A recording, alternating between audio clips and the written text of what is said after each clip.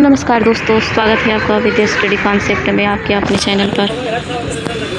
आज हम बात करेंगे आर ओ के यूपी सिलेबस के बारे में। तो जो लोग प्रिपरेशन कर रहे हैं यूपी पीएससी आर ओ की, वो लोग ये वीडियो अंत तक देखिए। तो इसमें जो हम बताएंगे सिलेबस प्लस स्ट्रेटेजी के बारे में, पूरा जो सिलेबस है जैसे साइंस, इकोनॉमिक, हिस्ट्री, जियोग्राफी, सबको टोटल एनालिसिस करके बताएंगे कहाँ से कैसे क्वेश्चन पूछता है। तो लास्ट तक वीडियो में बने रहें और नए हो तो चैनल को सब्सक्राइब कर लीजिए। प्लीज़ चैनल को लाइक वीडियो को लाइक ज़रूर करिएगा। तो चलिए स्टार्ट करते हैं, लेट्स गो। तो पहला टॉपिक क्या है? जनरल साइंस में सबसे ज़्यादा क्वेश्चन पूछता है बायो से, उसके बाद केमिस्ट्री, फिर उसके बाद फिजिक्स से। तो जिससे बायो पे ज़्यादा फोकस करना है। जहाँ से ज़्यादा क्वेश्चन पूछता है हमको वहीं पे ज़्यादा फोकस करना चाहिए। सेकंड है इंडियन हिस्ट्री में जैसे अकबर का शासनकाल हो गया, और जो राजा मतलब जैसे हुमायूं का शासनकाल हो गया, बलबन का हो गया, इन लोगों की जो जहांगीर हो गई, इन लोगों के जो मतलब शासनकाल में जो चित्रकला या फिर स्थापत्य कला का विकास अच्छे से हुआ था, उन सब चीज़ों के बारे में ज़्यादा नॉलेज रखना है। और सेकंड पॉइंट की मतलब कहाँ पे युद्ध किए थे और किसका मतलब विजय हुआ था, ये सब इम्पोर्टेंट है। और क्या मतलब कोई सिक्का जारी किए थे या फिर कहीं कोई इमारत बनाए थे, जैसे ये सब स्थापत्य कला में आएगा तो ये सब पढ़ेंगे तो ज़्यादा आप लोगों को मतलब सही रहेगा, क्योंकि यही सब क्वेश्चन में ज़्यादा पूछता है। और सेकंड टॉपिक पे चलते हैं, भारतीय राष्ट्रीय आंदोलन यानी इंडियन नेशनल मूवमेंट पे। इंडियन नेशनल मूवमेंट में आप देखेंगे तो जैसे गांधीवादी हो गया, पंडित जवाहरलाल नेहरू और सुभाष चंद्र बोस, जय हिंद फौज, ये सब मतलब जो है इन सब से क्वेश्चन ज़्यादा पूछता है। और राष्ट्रीय स्वतंत्रता आंदोलन के लिए जो आंदोलन किए गए थे उन सब पे ज़्यादा फोकस करेंगे तो ज़्यादा रहेगा। और उस दौरान जो मतलब जिसको किसको कौन उपाधि दिया था और कौन सा बुक लिखा है, इन सब के बारे में बहुत ज़्यादा नॉलेज रखना चाहिए। और सेकंड पॉइंट है इंडियन पॉलिटी में देखा जाए तो जैसे फंडामेंटल राइट सबसे इम्पोर्टेंट टॉपिक है। फंडामेंटल राइट और फंडामेंटल ड्यूटीज़ एंड डीपीएसपी जो भारत राजनीति निदेशक तत्व है वो सब।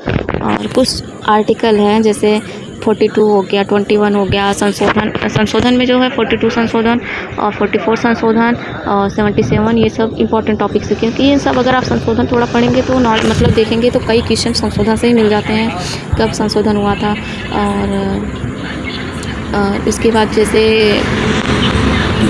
प्रधानमंत्री की नियुक्ति कैसे होती है, राष्ट्रपति की नियुक्ति कैसे होती है और इनका कार्यकाल क्या है, कितने मतलब, और जज सुप्रीम कोर्ट की भूमिका क्या होती है, इन सब के बारे में, राष्ट्रपति के बारे में थोड़ा तो मतलब इंडियन पॉलिटी सबसे अगर आप देखेंगे तो पहले हम तो ये कहेंगे पहले स्टार्ट करिए तो फंडामेंटल ड्यूटीज़ पढ़िए, फिर डीपीएसपी पढ़िए, फिर राजनीति निदेशक तत्व पढ़िए।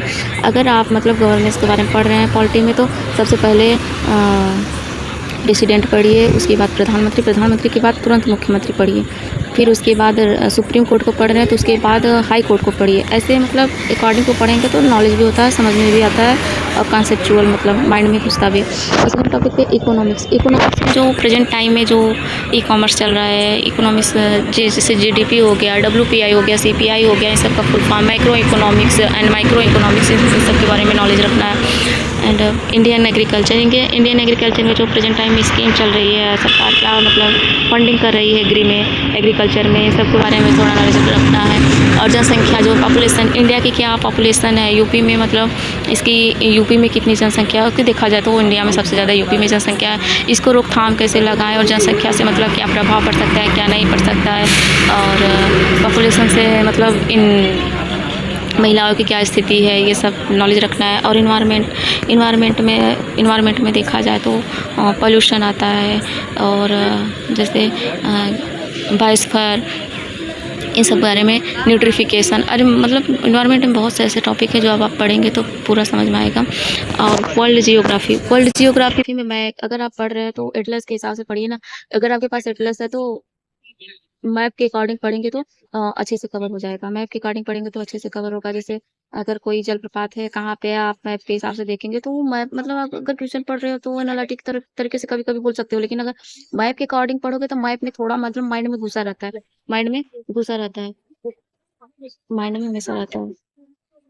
तो जैसे इंडिया में जैसे कौन स किस स्टेट में खनिज ज़्यादा पाए जा रहे हैं और मिनरल्स ज़्यादा पाए जा रहे हैं, कि नदी मतलब कहाँ से किस नदी की उद्गम हुई है, कहाँ पे कौन-सी नदी मिल रही है, किस मतलब समुद्र में बंगाल की खाड़ी में कौन-सी नदी गिर रही है, अरब में कौन-सी नदी गिर रही है, इन सब के बारे में नॉलेज रखना, नीलगिरी पर्वत क्या है, अरावली पर्वत, ये सब बारे में थोड़ा-सा नॉलेज रखना है। फिर उसके बाद चलते हैं प्राकृतिक संसाधन, इसी टॉपिक में आ जाएगा। इसलिए राष्ट्रीय, अंतर्राष्ट्रीय घटनाक्रम यानी करंट अफेयर का जो इवेंट है, मेस्ट मोस्ट इम्पोर्टेंट टॉपिक है करंट अफेयर। क्या है? करंट अफेयर टॉपिक है, तो हम अ, कम से कम 6-7 महीना का करंट अफेयर आपको तो पढ़ना ही पढ़ना है, इंटरनेशनल, नेशनल का, और हर एक एरिया से, जैसे डिफेंस हो गया, साइंस एंड टेक हो गया, इन और एग्रीमेंट हो गया और अपॉइंटमेंट हो गया, इन सब के बारे में पढ़ना है। ए टू जेड 6 से 7 महीने का आपको करंट अफेयर पढ़ना ही पढ़ना है। और उसके बाद कॉम्प्रिहेंसिव वाला कैपेसिटी आ गया, मतलब जैसे बौद्धिक क्षमता की कैपेसिटी क्या है, उसके बारे में थोड़ा नॉलेज। यूपी स्पेशल, यूपी अगर आप पढ़ रहे हैं, यूपी के बारे में करंट अफेयर अलग से पढ़िए और यूपी स्पेशल पढ़िए कि उत्तर प्रदेश में एजुकेशनल एंड सोसाइटी कैसी है और स्कीम क्या-क्या आ रही हैं, महिलाओं की क्या स्थिति है, इन सब के बारे में आप अप टू डेट रहिए। और अगर ये यूपी स्पेशल पढ़ रहे हैं, तो आपको यूपी पीसीएस में भी बेनिफिट मिलेगा। उसके बाद बात करते हैं सामाजिक प्रथाओं के रहन-सहन, मतलब सोशल में क्या चल रहा है, सोसाइटी कैसी है और मतलब महिलाओं की भूमिका क्या है, महिलाओं की स्थिति क्या है, इन सब के बारे में नॉलेज रखिए। तो चलते हैं अब सेकंड टॉपिक पे। सेकंड टॉपिक में क्या है? सेकंड टॉपिक में है जनरल हिंदी। सेकंड टॉपिक में क्या है? जनरल हिंदी। तो जनरल हिंदी जो है कितने कितने का आता है? जनरल हिंदी जो है मार्क्स कितना है? 60 और टाइम 1 घंटा। प्रश्न 60 है, एक क्वेश्चन 1 नंबर का रहेगा। एंटोनिम्स जो है विलोम शब्द 10 क्वेश्चन रहेगा 10 नंबर का। तो विलोम शब्द कितना भी, मतलब आप देखिए, अगर आप मतलब तैयारी कर रहे हो तो आप बिना पीवाईक्यू करेंगे तो थोड़ा-सा कन्फ्यूज़ रहेगा। अगर आप 5-6 साल का पीवाईक्यू उठा के देख लें, अगर मतलब हिंदी का, जनरल हिंदी का मतलब प्रिपरेशन कर रहे हैं, तो पहले क्वेश्चन उठा के देखिए कि विलोम शब्द मतलब एंटोनिम्स किस-किस सेक्शन से ज़्यादा पूछा है। तो उस टॉपिक से पहले उसको तो रिवाइज़ करिए, फिर उसके अकॉर्डिंग अगर आप एंटोनिम्स पढ़ रहे हैं, तो आपको नॉलेज हो जाएगा कि हाँ, इस टॉपिक से क्वेश्चन पूछ सकता है। तो इस तरह से पढ़िए। फिर वाक्य वसुद्धि, वर्तनी अशुद्धिकरण का मतलब कोई वाक्य है, उसमें जो अशुद्धियाँ रहेगी उसको आपको शुद्ध करना होगा, मतलब शुद्ध लिखना होगा। और सेकंड पॉइंट है अनेक शब्दों में एक शब्द, जैसे पर्यायवाची के तरह ही रहेगा, तो इसको कन्वर्ट करना है। 10 क्वेश्चन, 10 शब्द रहेगा 10 नंबर का। तत्सम एवं तद्भव, जैसे तत्सम तद्भव, अगर अग्नि है तत्सम, तो उसको तद्भव में क्या लिखेंगे? प्राकृतिक में उसको आग कहेंगे।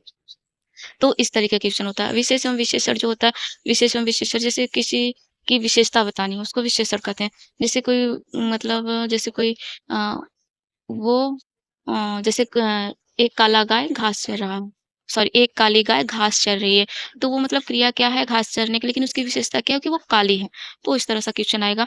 तो सेकंड पर्यायवाची, पर्यायवाची भी जैसे मतलब पीवाईक्यू से समझ अकॉर्डिंग ही पढ़ेंगे तभी, और नहीं तो पर्यायवाची इतना रहता है तो कौन इतना लेंथी कैसे याद करेगा?